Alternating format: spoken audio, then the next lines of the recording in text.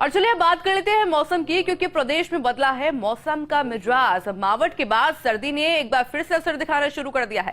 शीत लहर भी कपकपी छुड़ा रही है। कई जिलों में कोहरा छाया हुआ है और कोहरे के चलते जनजीवन प्रभावित होता नजर आ रहा है। विजिबिलिटी कम हो रही है। ऐसे में लोग कोशिश कर रहे हैं कि बहुत ज्यादा जरूरत हो सिर्फ तभी घर से बाहर निकले, क्योंकि बदलता हुआ ये मौसम है। ऐसे बच्चों के लिए भी बड़ी परेशानी होने वाली है, क्योंकि ये मौसम ऐसा है जिसमें बीमारी आपको सबसे जल्दी पकड़ती है। और इसी खबर पर अधिक जानकारी के लिए मेरे साथ सहयोगी कमलेश भी माउंट आबू से जुड़ चुके हैं। कमलेश, जरा मौसम के हाल बताइए। माउंट आबू का मौसम क्या कुछ कह रहा है, क्योंकि पर्यटक स्थल में आता है माउंट आबू। ऐसे में पर्यटन गतिविधि वहां किस तरह की देखने को मिल रही है, उसको लेकर भी अपडेट आपसे चाहेंगे। देखिए आयुषी, माउंट आबू के मौसम का मिजाज एक बार फिर बदला है। जहां पिछले 2 दिन से लगभग बादलों की आवाजाही है, तो अमूमन नजारा आज भी यहां पर वही नजर आ।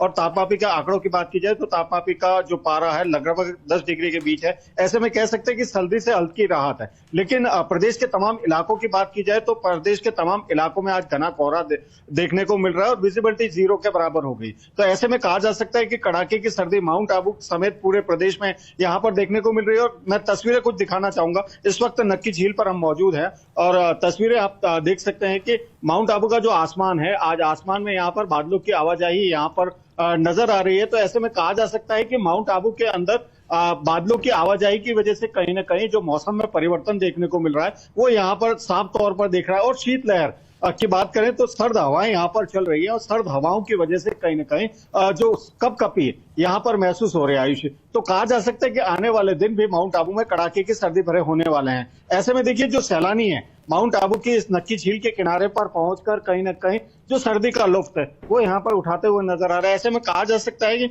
जो आपने पूछा कि पर्यटन के लिहाज से, तो पर्यटन के लिहाज से माउंट आबू महत्वपूर्ण है। और हम बात करने की कोशिश भी करेंगे कि पर्यटक कहाँ से पहुंचे हैं। मैडम, कहाँ से आए हैं आप लोग और कैसी सर्दी का एंजॉय कर रहे हैं? हम लोग गुजरात आनंद से आए हैं। यहाँ पे बहुत ठंडी है कंपेयर टू आनंद।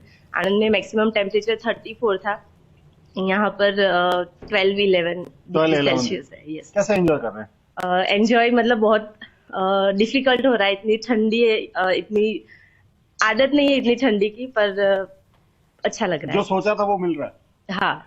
देखिए, मेरे साथ और कुछ भी है, उनसे भी बात करेंगे। सर आप बताइए, जैकेट मफलर सब पहन रखा, सर्दी ज्यादा है? बस अच्छा लग रहा है, एंजॉय कर रहे हैं। ये मिलता नहीं है हमारे आनंद में, तो उसी को वेदर सब एंजॉय कर रहे हैं। लेक है, झील है, अभी चाय पी, अच्छा। देखिए आयुषी, ये जो तमाम सैलानी है कहीं ना कहीं माउंट आबू की जो खूबसूरती है उसको तो निहारने यहाँ पर पहुंच रहे हैं, लेकिन सर्दी का जो सितम है वो कहीं ना कहीं कह सकते हैं कि सर्दी का सितम बरकरार है। और जो ये सुंदर तस्वीरें माउंट आबू के इस ऐतिहासिक नक्की झील से इस वक्त आपको दिख रही है, उससे अंदाजा लगा सकते हैं कि माउंट आबू में जो सर्दी का असर है वो तो बरकरार है। और सर्दी से बचने के लिए कहीं ना कहीं गर्म कपड़े हैं या कहें जो अलाव का सहारा, वो तमाम चीजें यहाँ पर सहारा लेना पड़ता है, क्योंकि मौसम बदला है। ऐसे में कह सकते हैं कि मौसम बदलने के साथ जो तस्वीरें हैं वो भी यहाँ पर बदलती हुई नजर आएगी, क्योंकि खास करके बात करें जो बुजुर्गों के लिए कहीं ना कहीं परेशानी का सबब है। ऐसे में जब ये बादल माउंट आबू के आसमान से छटेंगे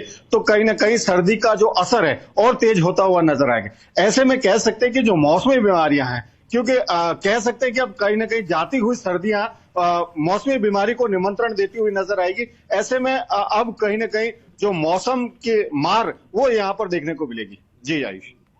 अच्छा कमलेश, ओवरऑल बात की जाए तो क्या कोहरा भी देखने को मिल रहा है? क्योंकि अक्सर जब कोहरा इस तरह से माउंटेन एरियाज में होता है तो लोगों को आवाजाही करने में काफी परेशानी होती है। देखिए आयुषी, माउंट आबू की बात करें तो माउंट आबू का अपना एक मौसम का जो मिजाज है, अपना एक अलग मिजाज है। यहाँ पर बारिश के समय जो बादल हैं वो यहाँ पर माउंट आबू के इन वादियों को छूकर निकलते हैं, तो उस वक्त यहाँ पर घना कोहरा होता है। लेकिन सर्दियों की बात की जाए तो सर्दियों के अंदर बिल्कुल आगे भी जानकारी आपसे लेते रहेंगे कमलेश। फिलहाल के लिए आपका बहुत बहुत शुक्रिया।